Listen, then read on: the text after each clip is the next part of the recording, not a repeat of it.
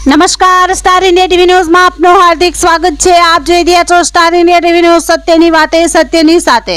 ઝાલોદ આમ આદમી પાર્ટી અને આદિવાસી સમાજના આગેવાનો દ્વારા ચેતર વસાવાને જેલમાંથી મુક્ત કરવા મુખ્યમંત્રીને લેખિત રજૂઆત કરી। આજે ઝાલોદ આમ આદમી પાર્ટી સાથે આદિવાસી સમાજના તમામ અગ્રણીઓ સાથે રહીને અમે પ્રાંત અધિકારી સાહેબને આવેદનપત્ર મુખ્યમંત્રીશ્રીને આપી રહ્યા છે કે માનનીય ચેતરભાઈ વસાવા કેટલાક સમયથી આજે ભ્રષ્ટ ભાજપ સરકારે ખોટા કેસ લાદીને જેલ પાછળ ધકેલ્યા છે, જેના પાછળ સમગ્ર આદિવાસી સમાજ આજે નારાજ છે, જન આક્રોશ છે। આજે આદિવાસીના મસીહા અને આ નેતા આદિવાસી સર્વ એમના પાસે ભરોસો રાખીને બેઠા છે ને તમામ લડતો જે આદિવાસીની કે સમગ્ર વર્ગ માટે લડી રહ્યા છે એવા ચેતરભાઈ વસાવાને આજે અવાજ દબાવવા માટેની એક સરકારની સાજિશ છે। ત્યારે અમે સરકારશ્રીને વિનંતી કરીએ છીએ કે તાત્કાલિક ધોરણે આ ફરજી જે કેસ કલમ જે પણ નાખવામાં આવી છે અને જેલવાસ આપીને જે તાત્કાલિક જમીન મુક્ત જેલ મુક્ત કરી અને આદિવાસીને જે જન આક્રોશ છે કે નારાજગી છે એના પર ધ્યાન આપવામાં આવે।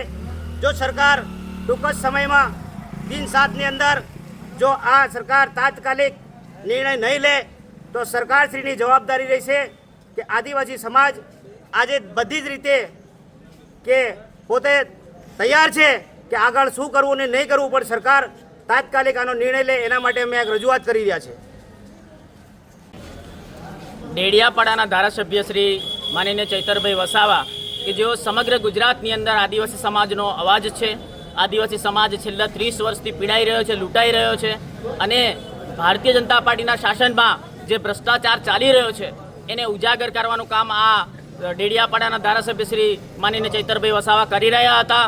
નર્મદા પોલીસ દ્વારા ભારતીય જનતા પાર્ટીના ઈશારે રાજકીય કિન્નાખોરી રાખીને માનનીય ધારાસભ્યશ્રી પર જે ખોટો કેસ કરવામાં આવ્યો છે, જે પ્રાંત કચેરીની અંદર એટીવીટીના આયોજનની જે મિટિંગ હતી એની અંદર એટીવીટીના સભ્ય તરીકે અન્ય એક વેપારીની નિમણૂક કરવામાં આવી હતી। આ જ બાબતની રજૂઆત હતી, અન્ય કોઈ બાબત હતી નહીં। એને ખોટા માર્ગે લઈ જઈ ગેરમાર્ગે દોરી અને ભારતીય જનતા પાર્ટીના નેતાઓના ઈશારે ખોટા કેસ કરી અને તેમને જે કેસમાં ફસાવવામાં આવ્યા છે।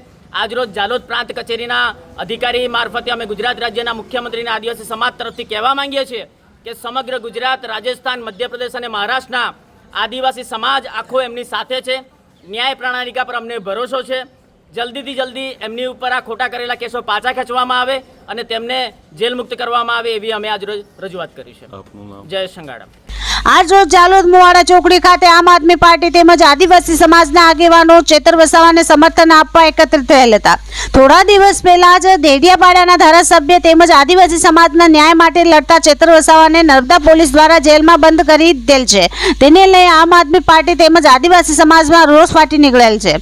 આમ આદમી પાર્ટી તેમજ આદિવાસી સમાજના આગેવાનો દ્વારા ભાજપ પર આકરા પ્રહાર કરતા કહ્યું કે આદિવાસી સમાજના ન્યાય માટે લડતા ચેતર વસાવાને યેન કેન પ્રકારે હેરાન કરવામાં આવી રહેલ છે અને આદિવાસી સમાજના અવાજને બંધ કરવા હાલની ભાજપ સરકાર પ્રયત્ન કરી રહેલ છે। ચેતર વસાવા કાયમ આદિવાસી સમાજ સાથે ઉભા રહી તેમના હક અને અધિકારની લડાઈ લડતા આવેલ છે। તેથી ભાજપના નેતાઓના ઇશારે ચાલતી પોલીસ દ્વારા ખોટા કેસ કરી પ્રજાને ગેરમાર્ગે દોરી ચેતર વસાવાના અવાજને દબાવવાની કોશિશ કરવામાં આવી રહેલ હોવાના આક્ષેપ ઝાલોદ આપ પાર્ટીના પ્રમુખ અનિલ ગરાસિયા અને આદિવાસી સમાજના આગેવાન જયેશ સંગાડા દ્વારા કરવામાં આવી હતી।